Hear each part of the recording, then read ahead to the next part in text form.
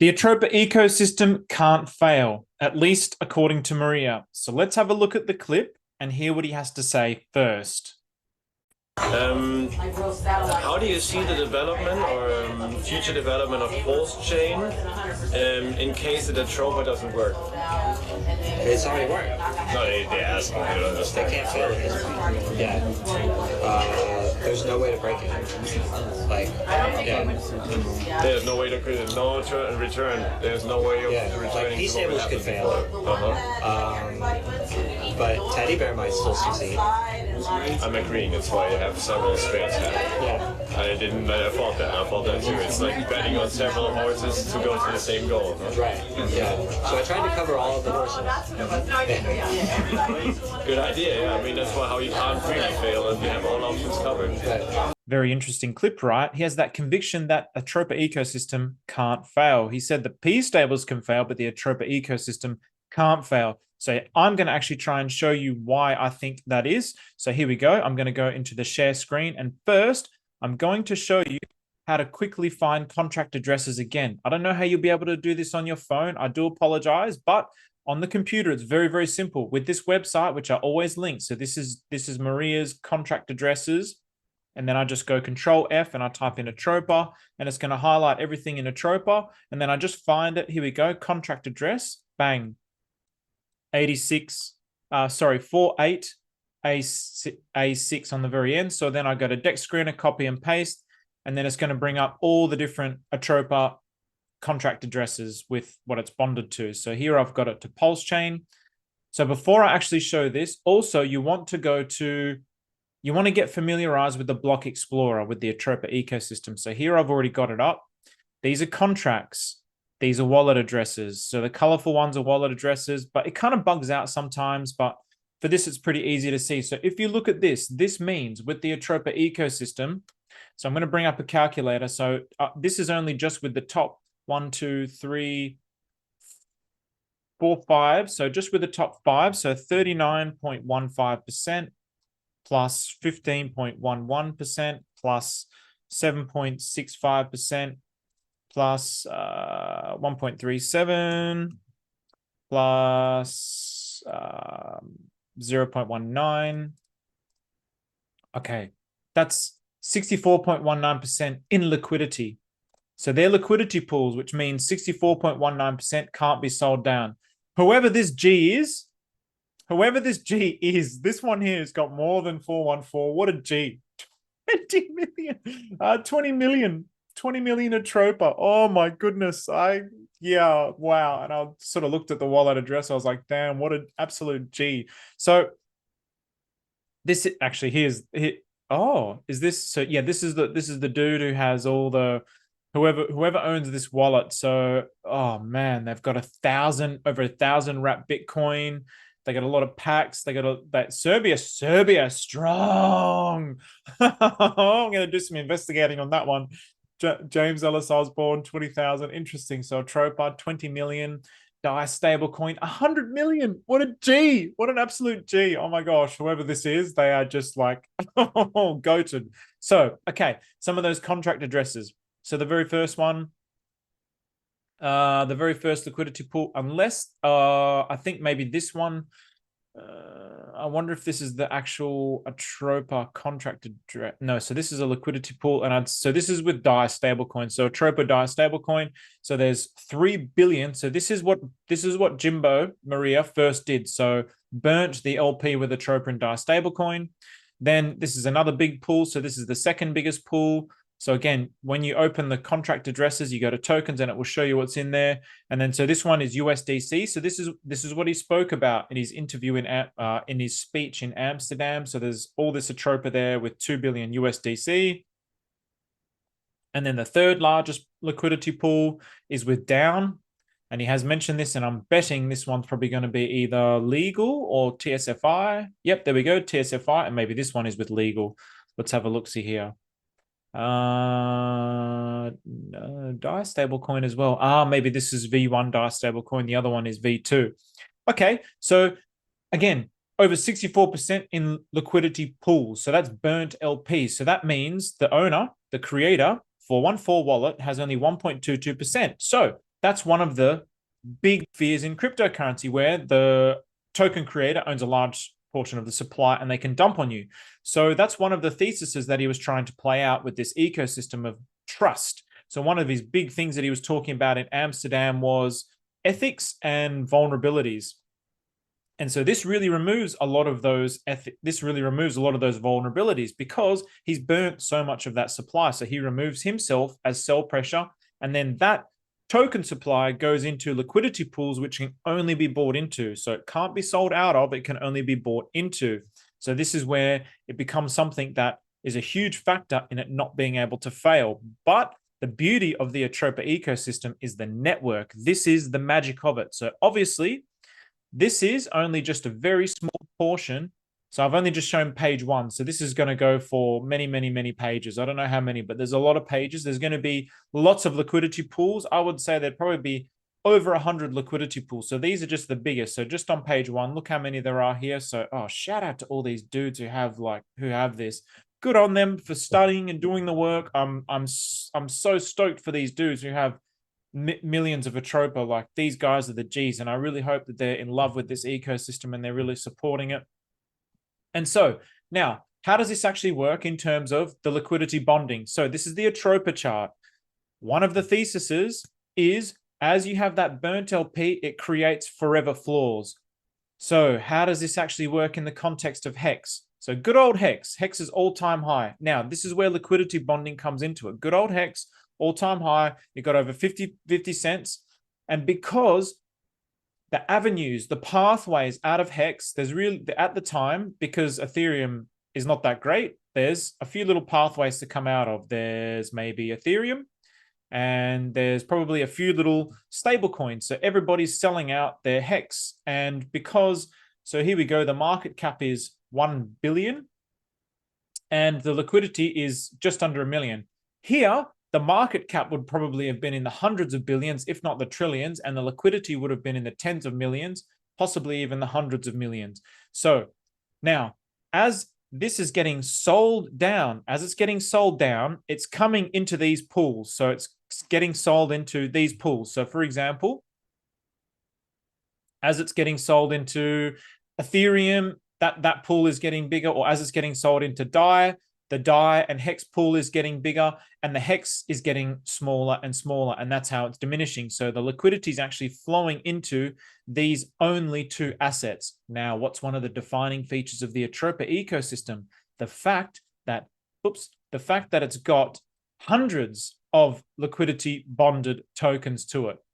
I don't know how many exactly, but it's got a ton, right? So then, okay, here's a key point where it gets a huge amount of supply gets burnt. So instead of, just like we saw on Hex, Hex is coming down. Oh no. So what would actually happen? Somebody who owns a huge chunk of the Atropa supply burns the liquidity. So instead of it being continued to sell down, like we saw with Hex, and it goes down to like 99.9%, it's actually getting burnt in a liquidity pool with another token. Then you have all these other tokens that it can also get sold into. So now let's just zoom out here. Let's go to the top of the bull market for the Atropa ecosystem. So this is all just speculation here, so take it with a grain of salt. So 13th of September, okay, $4. And yeah, actually, you know what? Maria's speech was actually, let's go a little bit more here. So what might this actually look like? Again, this is pure, it's just speculation, just to highlight a specific point. A lot of what I show here is just me learning, showing processes. It's not to be taken 100% literally every single time. I get criticized for that. Shout out to you, Fudge Monster. Okay, 7.9. So Maria was saying around 7.5 when it gets to pStables. So let's say here's the end of the bull market. Now, this is where the Atropa ecosystem shines. This is where it actually shows how strong this ecosystem is potentially going to be. Now, if it was Hex, again, Hex has one route of liquidity that the liquidity can exit into, so it goes down 99.9%. But with the Atropa ecosystem, it's got hundreds of ways the liquidity can go out of. But I'm only just going to show just a few here just to highlight this point. And I'm going to zoom in here.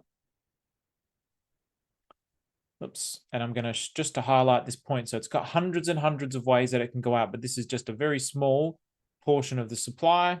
Eep, eep, eep. Here we go. Now, let's just draw a few little circles here. 1, 2. So, okay, here we go. That's PDI. That's PUSDT. This is down. This is TSFI. This is bear. This is legal. Then also, between these tokens, they are liquidity bonded. They'll be liquidity bonded in a variety of different ways. So it's creating a web of liquidity bonding. And this is just to show conceptually what it looks like. So now, this is the beauty. There's hundreds of these pathways for the liquidity to exit into. Now, this is the magic. As this pumps up, okay, so Atropa is going down and it's pumping into, what did I say this was? I think I said this was Teddy Bear. Then Teddy Bear is pumping up. And then what actually happens? So as Teddy Bear is pumping up, it's bonded to DAI also. And then the price of DAI is going down compared to Teddy Bear as it's being pumped, as Atropa is going down. Okay, so step 1, Atropa is being sold into Teddy Bear. So then that inflates the price of Teddy Bear. And then as the price of Teddy Bear is inflating, it's also bonded with DAI. And so what actually happens there then? The value of DAI to Teddy Bear becomes a steal. So what happens here? So then people go, right, I'm going to start taking some profits there and putting it into DAI. And then what happens here? Again, all of a sudden, Atropa becomes a steal against DAI. So then the liquidity goes back, could potentially go back into DAI, because as Atropa is going down here, someone who's got all the DAI and their DAI is just pumped up. Now it's a steal against this. But because these are all bonded, the liquidity can go in so many different ways. And the way that these are all interconnected, it's a web. It's all flowing together. And so as one's pumping, one's going down against different kind of ratio pairs, different kinds of bonding. And people within the Atropa ecosystem want to keep it within the Atropa ecosystem. Most people who are familiar with this will have more than one token within the Atropa ecosystem. The old way of doing cryptocurrency is the way of Hex, where it's just all about own one token, pump one token, and that one token dumps. This is all of base chain. This is all of Solana. This is cryptocurrency universe 1. We are now in the post-Atropa movement way of doing cryptocurrency. In my opinion, there's going to be the Atropa movement before cryptocurrency, the Atropa movement after cryptocurrency. Those that are not doing cryptocurrency in this way of liquidity bonding are going to be doing it wrong. This system here is also reflective of how the financial system works, with how the central banks manipulate prices between different kinds of currencies. It's that same kind of principle. They're all interrelated. It's a web. It's a network. It's not just one thing relying on one thing. It's a web. So as this is going up, this is going down. And then as this is going down, it goes up in value here. So then all of us, so it's like this little symphony that can just keep fluctuating these prices within them. And then you're getting all this value here. And then as you're getting pumped here, and let's just say, oh man, I really wanted more Atropa and I want to have some more for the next bull run. Wow, this one's really super mega inflated against the Atropa now. So then all of a sudden, now what's going to happen with whatever token this was? I'm going to sell that into some of my Atropa as it's dipping.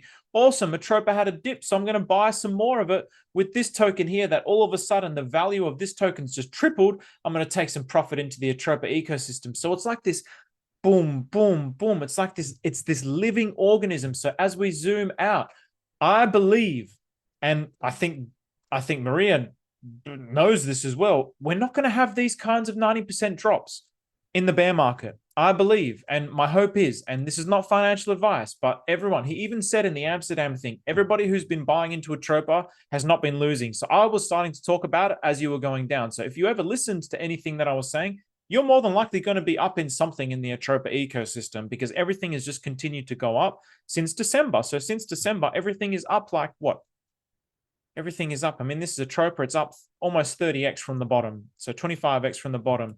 So therefore, what can actually happen in the bear market? Maybe it's only going to go down 50% or 60%. Then we have the whole dysnomia layer 2, which is going to have a whole nother concept associated with it. So then we've got this. This is where I think it's just going to be so damn fascinating. So we're going to have this whole Atropa ecosystem breathing in and breathing out. And then we're going to have dysnomia breathing in and breathing out. So let's do a different color for dysnomia. Not too many of the same color. Let's do this. Let's do it blue. And then we're going to have dysnomia breathing in and breathing out. And then somehow, I mean, this is all just conceptually. This is how I'm seeing possibly things could happen. So let's just say dysnomia shines in the bear market, for example. Maybe that's the way that he's designed it. I mean, burnt liquidity, burnt buy-ins. That's very interesting. So as this liquidity starts to dry up in here, maybe this liquidity in here starts to balloon out. And then as this starts to balloon out, again, this becomes attractive to rotate from in here to in here. So then this can start to go down, and then this can start to go up. So Maria is a very intelligent dude. Everybody that I've spoken to him in Amsterdam has really attested to the same thing. There hasn't been a single person that's spoken to him and said, oh, he's a dumbass, he doesn't know what he's doing. It sounds like he really knows what he's doing. And the more that I listen, the more that I learn. I'm just like, I'm in the right place. And yeah, again, I'm just sharing my learnings. I honestly believe and I honestly feel that this is going to be the best investment within the Pulse Chain ecosystem, if not the best investment within all of cryptocurrency. If you choose to believe that, that's completely up to you. It's not financial advice. I'm only sharing my learnings here and my conviction. I'm not telling you to do anything. I'm only sharing with you how this thing just continues to excite me. So with that, hopefully you enjoyed it. Hopefully you enjoyed this new format of just getting straight into it. Hopefully it was more to the point, more value. Take care.